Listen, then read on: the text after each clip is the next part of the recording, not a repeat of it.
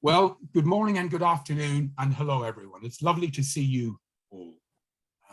Today we're going to talk a little bit about the world, about coaching, about the power of coaching, about the changing world and how coaching can play a large part in that, and a thing called the law of association. Before I do that, I just want to welcome all of you, and you are all equally welcome here. But it's lovely to see two old friends, two very, very special people that I would like to give a mention to. So any of you watching this recording can go and look them up and look at what they're doing in the world today. We have Ron Holland. Ron is one of the pioneers, one of the greatest people within the world of personal development. He is a pillar in that world.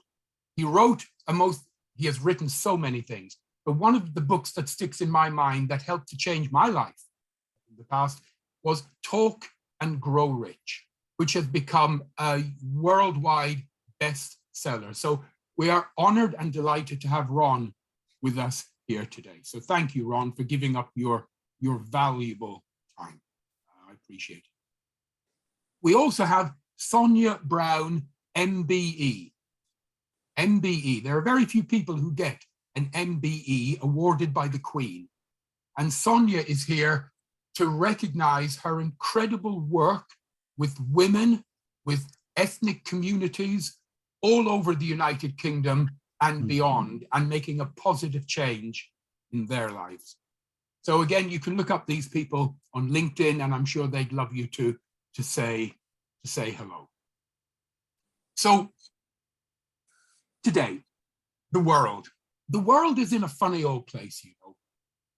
Right now, if you look around, if you watch television, read newspapers, you can't help but see what is going on. There is a wave of aggression and violence sweeping the planet, unlike anything we have ever seen in human history before. It's rather amazing. However, at the same time, there is a wave of awareness and spiritual growth sweeping the planet, unlike anything we have ever seen before. And you will all be aware of this. Life has its opposites, up and down, good and bad, light and day, yin and yang. So where there is good, there is its opposite. So there's a wave of violence and aggression sweeping, and there is a wave of awareness and growth and awakening sweeping. We, as you will come as no surprise, the world of coaching, we live on the side of awareness and awakening. So why are we here? Well, you know, to be granted the gift of life is an amazing thing. To be allowed to be alive, to be allowed to be in existence in a human body is just such an amazing gift. And we take it for granted, and we don't always realize how lucky we are. And many of us, we go through lives, we go to school, we get a job, we have a relationship, we get married, we have a house, we get children, and life takes over. And all of the little challenges and problems in life take up our mind, they take up our thoughts, they take up our time all the time. And we sometimes have difficulty in stepping away and looking at this from a broader perspective and saying, why am I here? Why am I here? And is there a bigger purpose for me? Is there an opportunity for me to actually do something bigger, to actually do something better, to actually maybe even do something magnificent in this world? Is there an opportunity for me to reach out into the world and to positively impact the lives of others? And of course, it will come as no surprise to know that I think there is that opportunity for every single one of us to make a change in the lives of others. So what do I think about coaching? Well, I think that coaching is mad. M-A-D. Coaching is absolutely mad. But M-A-D stands for makes a difference. Coaching makes a difference in the world. And it always, and this is an important point, it always makes a difference for the good. It cannot, by the very nature of what coaching is. And coaching, by the way, what we call pure coaching, or the Latin word would be ontological. It simply means the answer lies within. The job of a real coach is to help their client, that man, that woman, to reach deep within themselves and come up with an answer that is true and right and appropriate for them. As a coach, we don't actually give them the answer. So where pure coaching is concerned, it can do no harm. It lives on the side of good, of awakening, of growth. There are so many things about coaching that I love, but there are two words that come to mind. One is values. Now, you've all heard values. You've probably read books about them. You may have read articles. You've listened to webinars. People talk about values a lot. Every human being has a set of values. We come into this world clean and pure with a wonderful set of values. But what people don't always realize is that everything has values. An individual has values. A family has values. A community has values. A country has values. And a company or corporation has values. So we live in a world with these interlinking and overlapping values. And it gets confusing. It gets confusing. And many of us will get pulled away from our true core values, and we will take on the values of those around us. People that we like, people we respect, people we look up to, and so on. And there's nothing necessarily bad about that. But right now, because of social media, because of Hollywood movies, because of everything, people are taking on values that are not theirs. And they are striving for things in the world that are really not life affirming, if that would make sense to everyone. So what I love about coaching is that coaching helps people to get back in touch with their own true core values. So they become absolutely cognizant of who they are, what they are, why they are who they are, if that makes sense. And one of the things I love about values is when it comes to making decisions, and you and I, we have to make decisions all the time.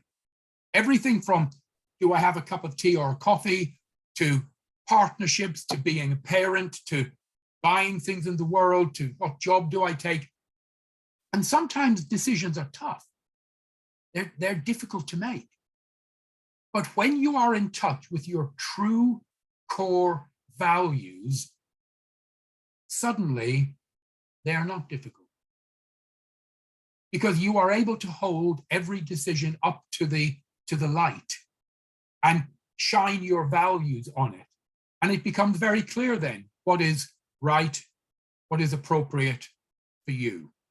So getting in touch with your true core values is something I feel that is just so important.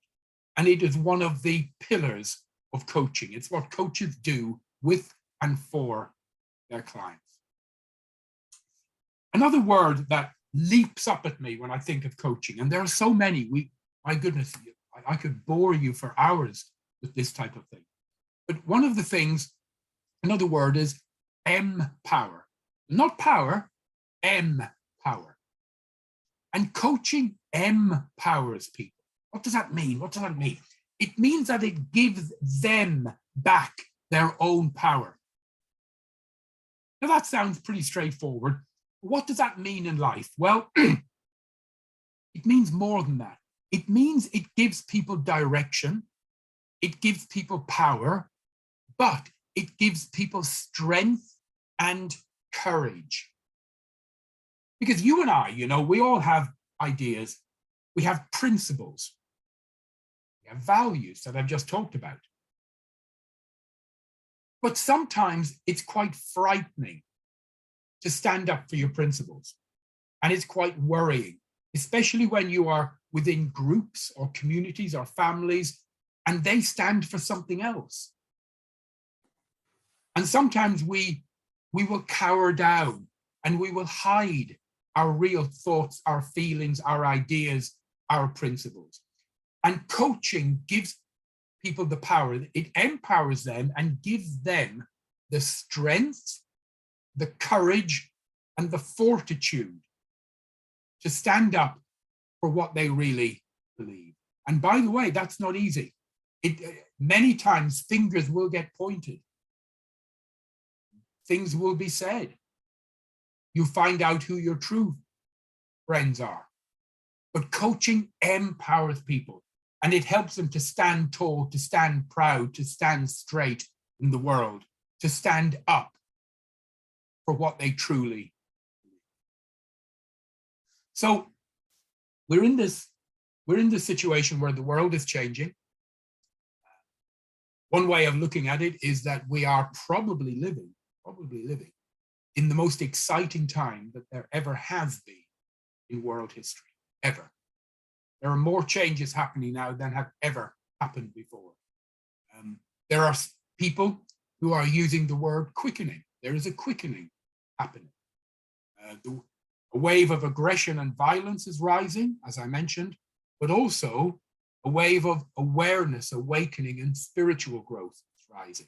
And the two are rising together, almost as if they're coming to a head.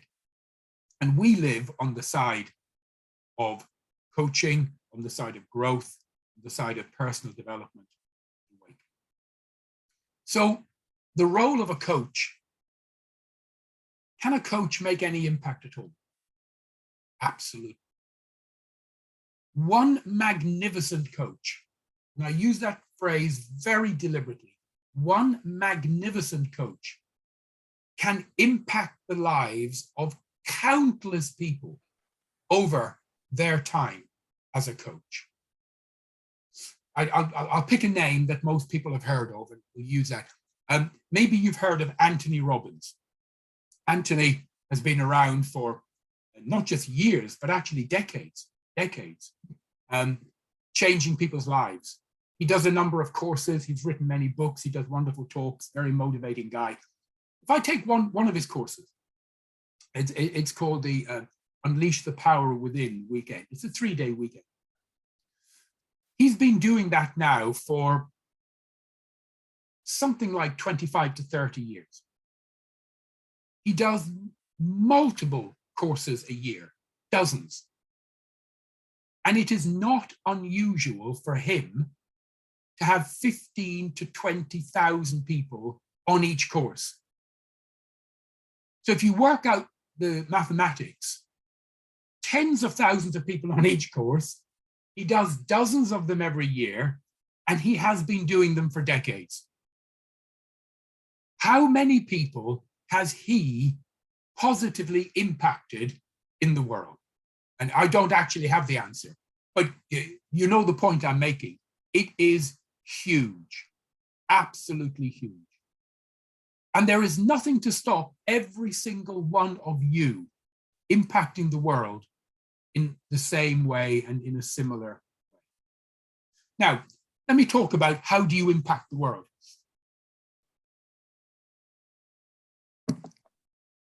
Now, I'm going to give you some figures, some numbers, and we're going to talk about emotions.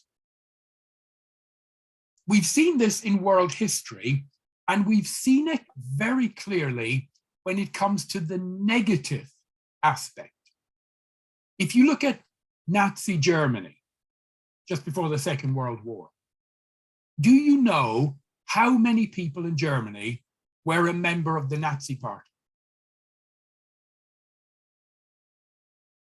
It was less than 2%. We've seen it in Cambodia, where tens of millions of people were massacred. We've seen it in Rwanda. We've seen it in Stalinist Russia, going back many decades.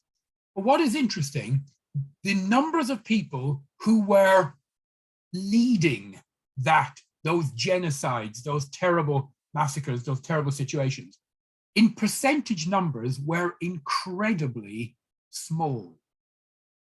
But because they were, how can I put this, emotionally charged. Because they were emotionally charged and they had very high emotions, they had an influence on people around them, like throwing a stone into a pond, it ripples out. And you've often heard words, maybe you've heard a phrase, people use it a lot in politics, they talk about the power of the silent majority. Has anyone heard that? Maybe you give me a thumbs up or nod your head so I can see you on camera. The power of the silent majority. Yeah. Okay, let me help you here. There is none. The silent majority have very little power. It is always, and I'm going to use a word I don't want to use, the violent minority who actually cause the changes. But the good news is it doesn't have to be violent. So let's use another word, the emotional. It is always the emotional minority who make the change because of their emotions, they are able to influence the people around them. Now, I've talked about the negative side. The great news is it works just as well. In fact, it works even better on the positive because human beings are naturally drawn to positivity. We are naturally drawn to wonderful emotions, uplifting emotions. So again, if you've ever been at one of Tony Robbins's events or anyone else like that, the energy, the charge in the room, in the atmosphere, in the group is phenomenal. And that is what you as a coach can do. You as a magnificent coach can influence the lives of tens and tens and tens of thousands of people over your life as a coach and create what we would call a paradigm shift. Now, you may be interested to know, from a mathematical point of view, it's been worked out by social scientists, the amount of people that need to act and believe in a particular way in order to influence the people around them, there's actually a figure. There's actually a percentage figure. Would anyone like to hazard a guess or maybe put in the chat box what they think that figure is? What percentage of a population need to act, feel, believe in a particular way in order to influence others to follow them? So Mark 2% and Judy 3%, Dawn 2%. Yeah, I mentioned 2% earlier. The actual figure is slightly different. And it's a magical figure. It's the square root of 1%, which is rather small. Rather small. There are 7 billion people on the planet, or just over. So actually, if we can influence, if we can get 10,000 people out there thinking, feeling, and emotionally positive, they can have like a tidal wave, like a ripple, like a Mexican wave sweeping through the world, influencing the people around them. And I'll come to the law of association in a moment. And this is what Noble Manhattan is trying to do. We have set a goal, we've set an aim a few years ago, that our aim is to train 25,000 magnificent coaches. Not just good, not just great, but magnificent.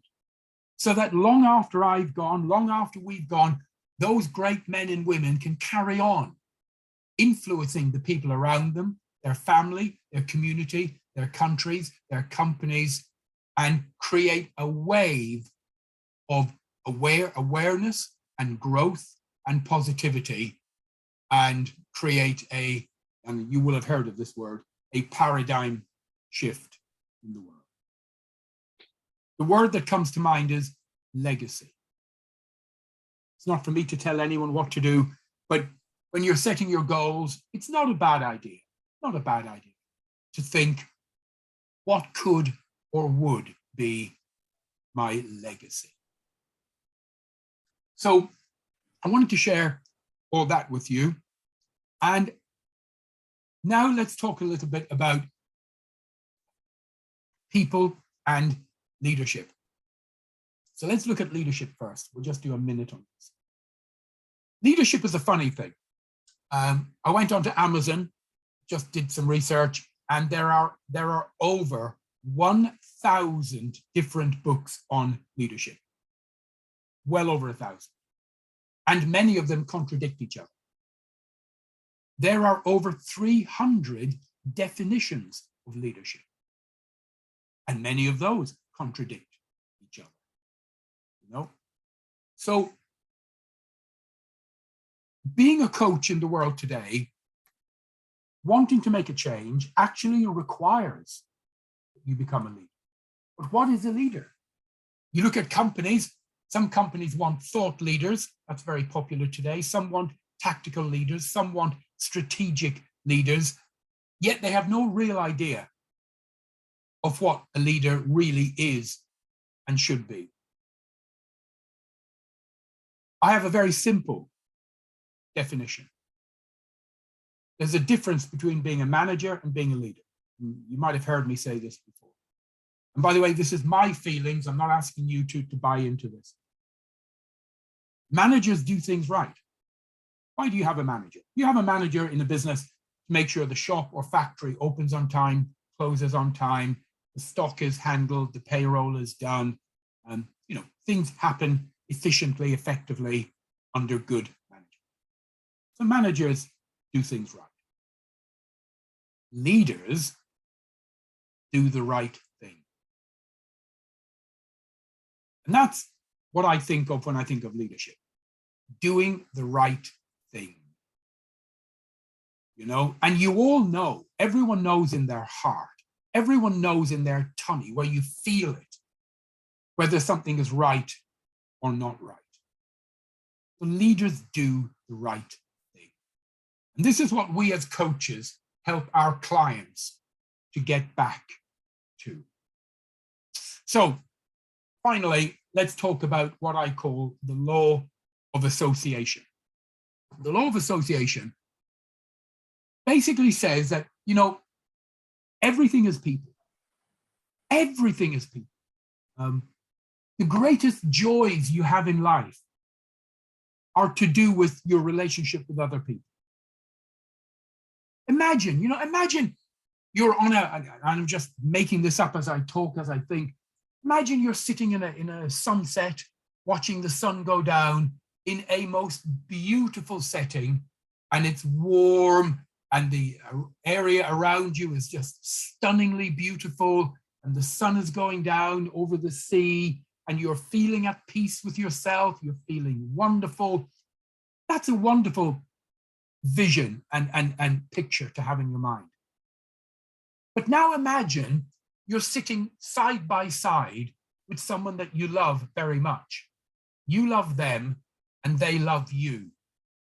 And you are experiencing the same beautiful sunset together. I promise you, however good it was before, it now leaps up in terms of the joy, the benefit, and how good that experience is. So your greatest joys in life will be related to other people. Unfortunately, 80% of your problems in life will also be related to somehow other people. So people are everything. People are absolutely everything. If you want to be successful, you will need the support and guidance and help of other people. In my life, I have been so fortunate to have had what I would call mentors who have come unexpectedly at times. They've come out of nowhere and helped me.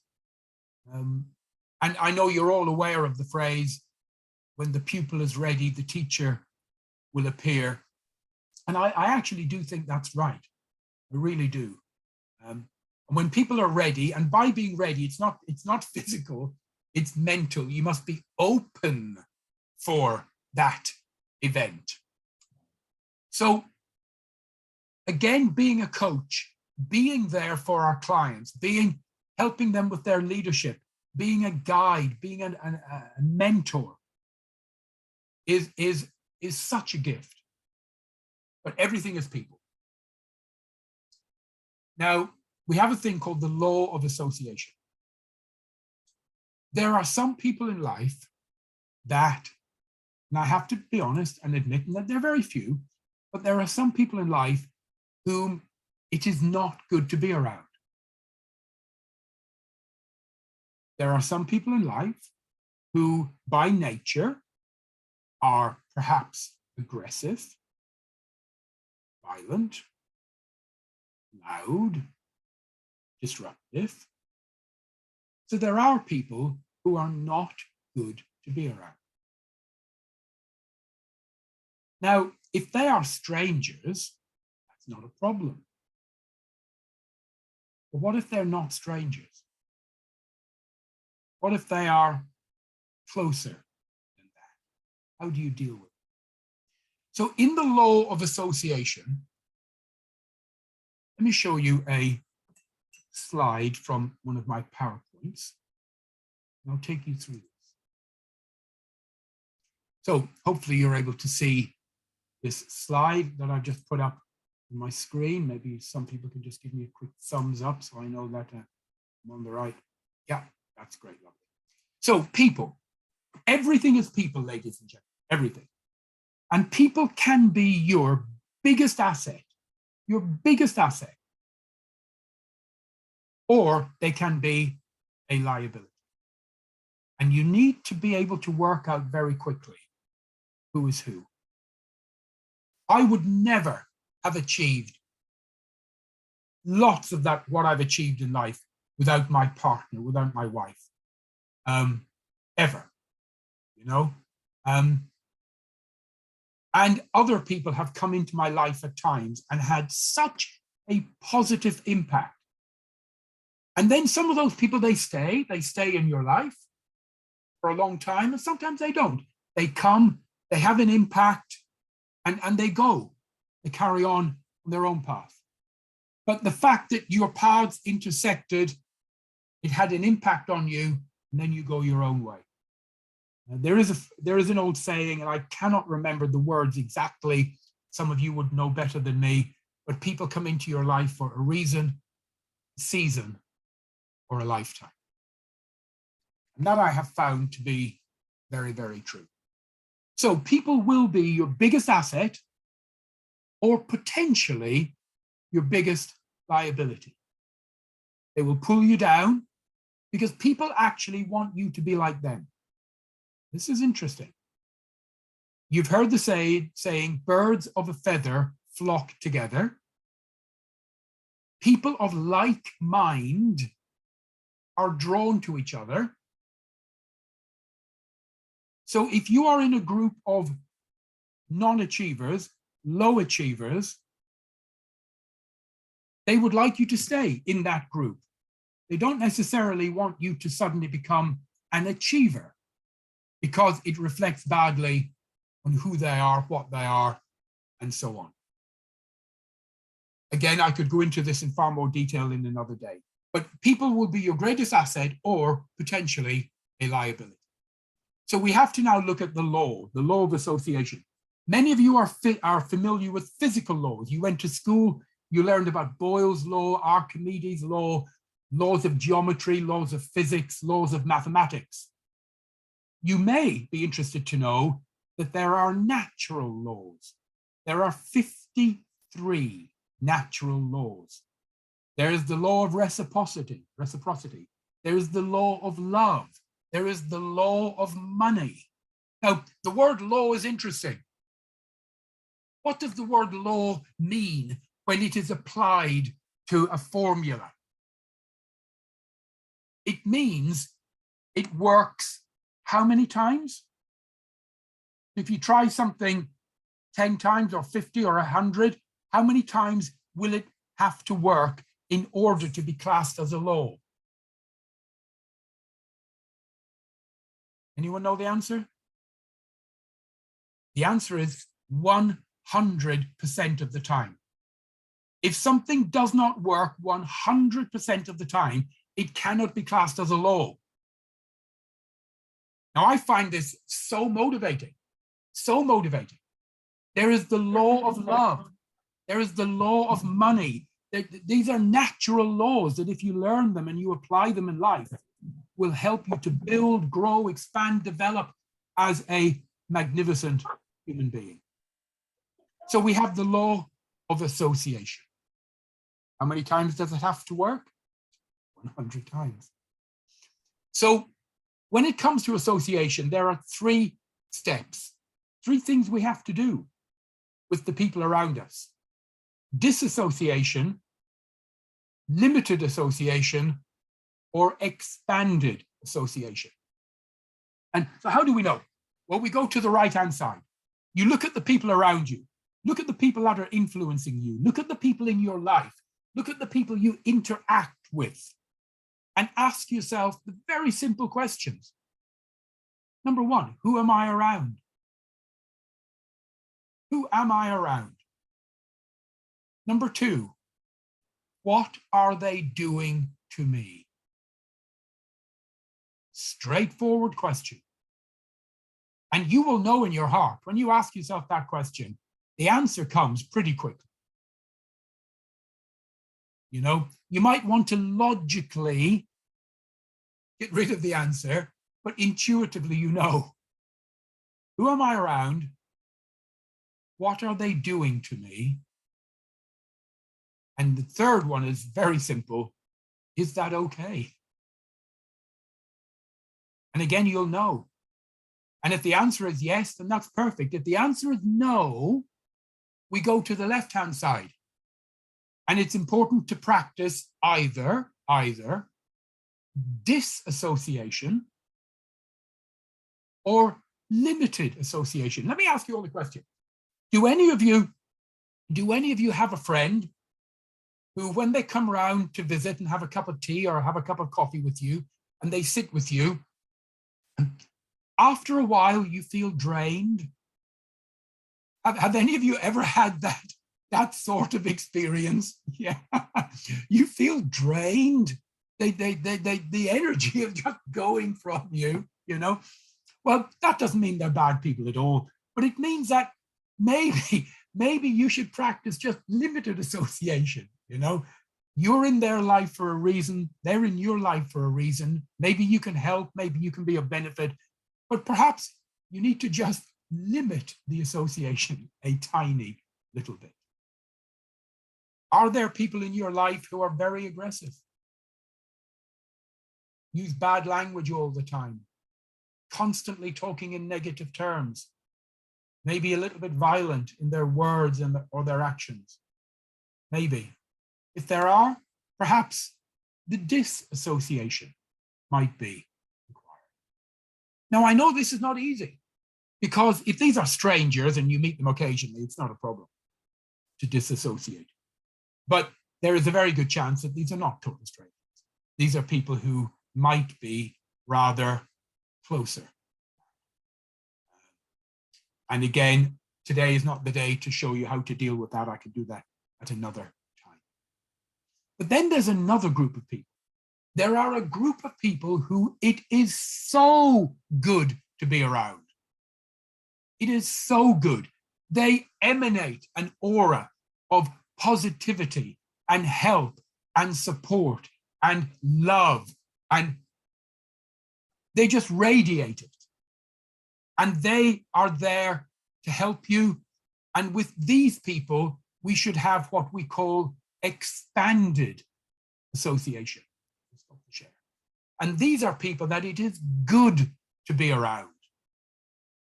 You know, I remember once I did a talk, we're going back a few years, and we were talking about starting out in business, being an entrepreneur, and if you have very little money and very little resources, what do you do? And I remember I gave one little technique, and a lot of people didn't like it.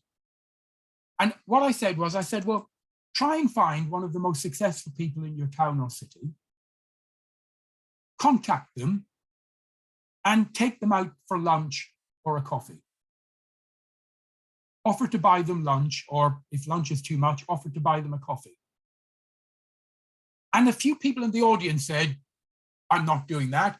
If they are so rich and successful and I am just starting out, why would I want to spend my money buying them lunch? So they didn't get the point. You know, I have found that successful people, generally, 99% of everyone I've ever met has actually been so willing to give their time, to help, to support, to be there. They've actually, all of them, turned out to be pretty nice people. You know? So sometimes one of the best investments you can make is to say, you know, I'd love to just buy you a coffee and spend 20 minutes with you. Would that be okay? Would that be okay? And there's a book, and it says, an old book, been around a while, it says something along the lines of, ask and you shall receive. And sometimes we just don't ask. So there we are, ladies and gentlemen, 40 minutes I've been talking. We're on the time. Does anyone have any questions or any points or anything they'd like to interject based on what we've covered? Feel free to unmute yourself and put your hand up if you would like. No one wants to talk to me. That's fine. I'm very good with it. Hello, Ron. I see you. Hi, Gerard. One, thank you very much for the warm introduction, and also thank you for a wonderfully inspiring, uplifting talk. It was fantastic. Thank you. Bless you, Ron. Bless you, my friend. And keep on making those changes in the world. The book, well, one of the many books, but the great book you wrote, Talk and Grow Rich, has influenced the lives of, I would suggest, millions of people. So an absolute honor to have you here, my friend. Thank you, Ron. And Sanjeev, you have your hand up. Yes, Gerard, just wanted to thank you for this wonderful session, and thank you very much for getting us connected to Ron, Don, and Sonia. And of course, this wonderful community that we have here. So it had been a brilliant session, extremely enriching. Thank you very much. Bless you. Thank you, Sanjeev. Sumita and Natasha, and then Alpa, in that order. Sumita. I'm taking back a lot from this interaction, Gerard. The best that stays with me is that coaching is mad, and the second that I'm taking away is that, you know, it resonates that I always believe that we are the average of the 5 people we surround ourselves with. So it always works that way. And you've inspired us to be surrounding ourselves with a lot of people, and this community is an example of that, is a live example of surrounding ourselves with people, you know, who can make a difference and make our lives grow for the better. Thank you. Not at all. Thank you. And it's so important. The people around you will have such an impact on your life, and they will be influential in what happens in your life. So thank you, Sumita. So Natasha, Alpa, and then Govindraj. Natasha. Hi, Gerard. Hi, everyone. Thank you so much. Well, first of all, thank you for whoever made that there. I'm pretty sure I'm not supposed to be here, but I also believe that I'm not supposed to be here. things happen for a reason and there's no such thing as coincidence. So thank you so much for that. I have a question. I'm curious about your thoughts, Gerard, in terms of like, I love the mission on making this world a place for everyone. And it's almost, and this is where I'm trying to figure it out in my head. You know, the law of dissociation, or, you know, people who are surrounding us that maybe not as positive. How do we marry that with one hand, we want to make this world a better place, and yet we are looking at people that maybe family or friends close to us that surround us that maybe are not negative, but we're trying to remove them. Okay. Oh, what a good question. So there's a 2-minute answer and a 4-day answer, right? So the 2-minute answer, all right. How do we make these changes? It's all to do with the thoughts, feelings, emotions, and pictures, the imaging we have in our mind. So one of the most effective ways, and maybe I should do a whole talk on positive imaging and how to do it. And one of the most effective ways is to create and then hold in your mind the positive image that you want to achieve. And things will happen. Things will just start to happen around you.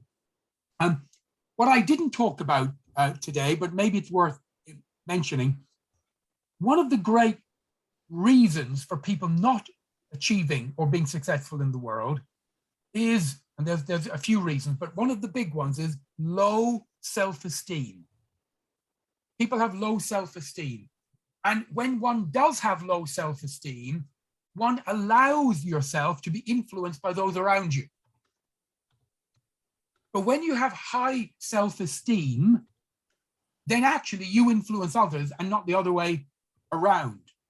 And how do you have high self-esteem? Well, it starts with the way you picture yourself, the image you have in your mind of who you are, what you are, why you are. So again, we come back to positive imaging and how to create these pictures in our mind and how to hold them. And they, like, you see, again, we're going on from a very important topic here. Thoughts. Thoughts are things. Just like this pen I hold up is a physical pen.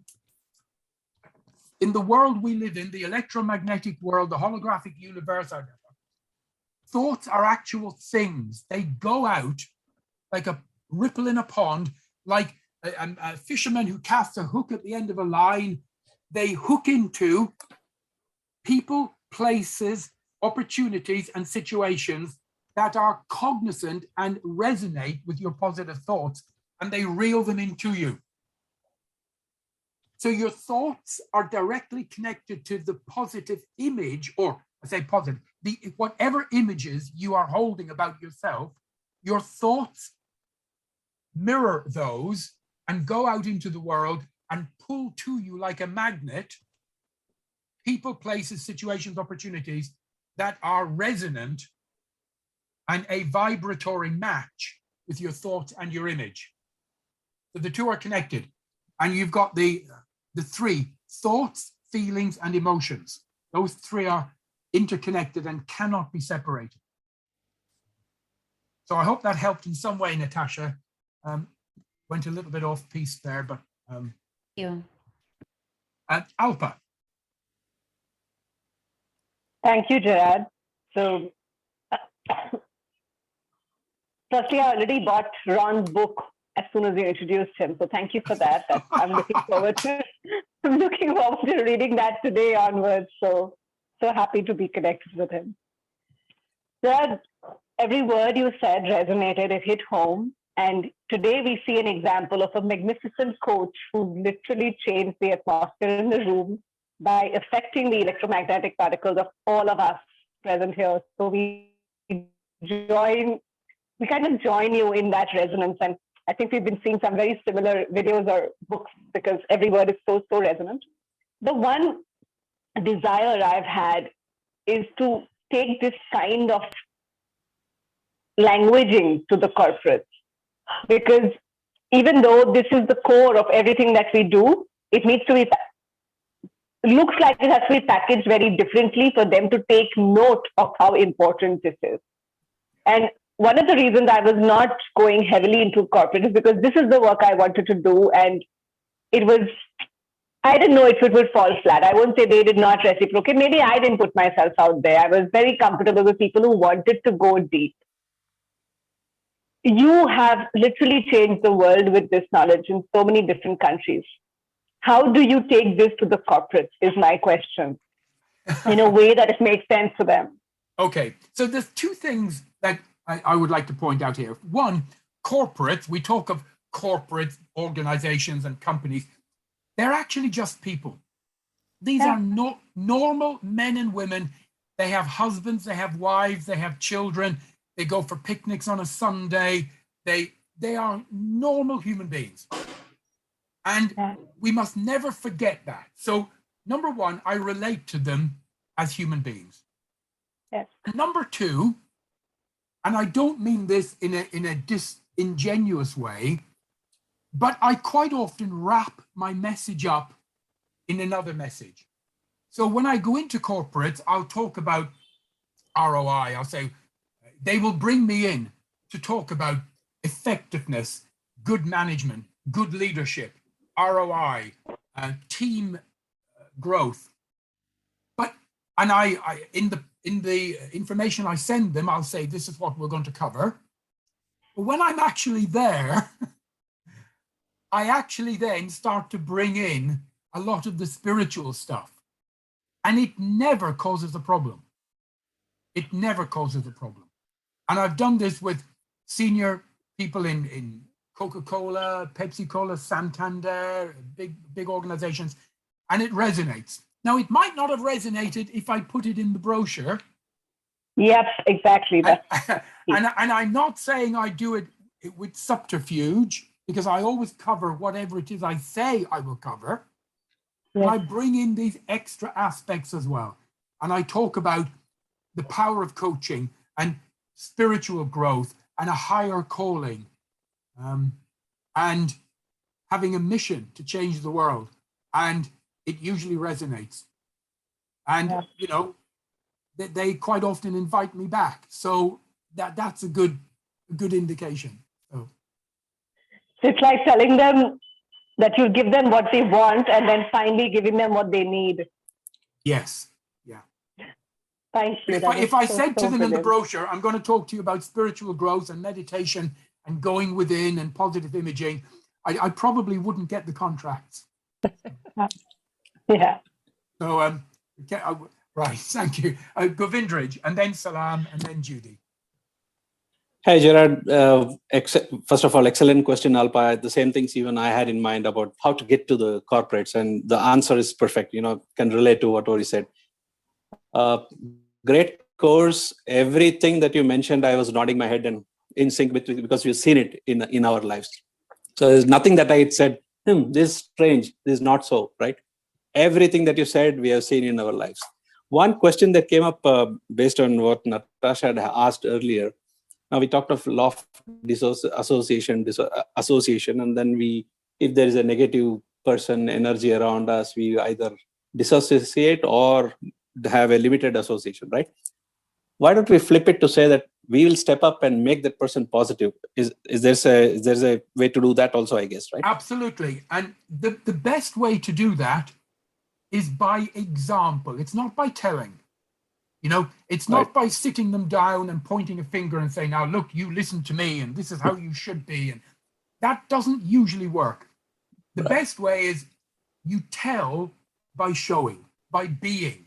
Yeah. So you become a living, breathing, walking example of the person that you ideally want to be yourself, of course. And that will rub off on those around you. And you will find they will either come closer to you, or that will actually repel them, and without you saying or doing anything, they will wander off and not be part of your circle without you having to excommunicate them. Right. So I would really like to try that out. Just be. be the person you ideally want to be. Yeah. Okay. Thank you. We're coming to the end of time. Salam, and then Judy. Hello, Gerard. Hi there. Hi there. Thank you for this mistake. Very delightful. The talk was amazing. So I have a question regarding the law of association. You mentioned the questions that are amazing, simple, right to the point. Made me wonder though, how do you know that we are giving the genuine answers that serve us? Because, you know, many people, sometimes the way they perceive the value of the people and their life is different. You might say this person, the way they're serving me, that they're helping me with my life decisions, but in reality, they're probably taking my power or undermining my self-confidence. So how do we navigate these thoughts? How do you know that we're actually giving the answers? That's a great question. And I've had a couple of situations in my life where I have hooked up with, I will call them a business partner. Okay? And my wife at the time, each time she said to me, don't do business with this person. Don't do it. I don't feel right. They're just not right. And I didn't listen. And each time I said, no, you don't understand. No. Oh, they're great. And we're going to do this together and it'll be fantastic. And now in the pit of my stomach, way, way deep down in my stomach, I actually had the same feelings as my wife, but I covered them up because I was drawn to the success that we could achieve if he and I worked together and so on. The potential, yeah. Yes. And every single time my wife has proved to be correct. I mean, every single time. And it was a lesson to me. We're going back many, many years. And many years ago, I made the decision, from now on, I will not go with what I would call logical decisions. I will go with intuitive, heart-based decisions. And since I've made that change, pretty much everything has gone, no, it hasn't gone A-okay. Financially, our business has been up and down over the years. We've done well, we've done badly, all of that type of thing, you know. But me, as a human being, I have never felt bad about it. I have always felt right when I have made a decision based on my heart and my intuition. And that is what I would advise you to do. So, and again, this comes back to coaching. What does coaching teach us? It teaches us to look deep within ourselves and find the answer that is deep within. Not the superficial answer, but the true answer. So go with your heart, Salam, pretty much every time. Thank you so much. I think we all should befriend your wife. She seems amazing. You should indeed. By the way, I'm joining you today from the state of Kuwait. Oh, so I'm fantastic. very delighted that, yes, I'm very delighted that I get this opportunity. Oh, I'm delighted. You know, yes, I would love you all to meet my wife. You know, these Hollywood movies, the hero always does two things in the end, doesn't he? He saves the world and he gets the girl. Well, I've never saved the world, but I thank God that I got the girl. Oh, that's beautiful. Thank you. We've been together 41 years now, so it's been a while. And what a lovely girl she is. Thank you. Thank you, Dawn. Thank you. And Judy, last question from you. Well, just thank you for being a shining example of exactly what you're talking about. And I'm also looking around at us and thinking how special it is that all us lovely people are going to be going about our day, all uplifted, all connected to what we've been talking about. And I'd be interested in the maths, don't bother to do it now, but what is that square root of 1%? You know, we're quite a big proportion of cheerfulness makers. Absolutely. And we have the ability to make a positive and lasting effect in the world. And now more than ever, I feel that that is needed. Yes. So thank you, Judy. Thank you, all of you. You know, may your God bless you. And thank you for being here today. And I look forward to interacting with you all over the days, weeks, and months to come. Again, all of you, you have my email. You know I always respond. If you ever need anything, ever, just email. So take care, all of you. Have a wonderful day. Bye-bye.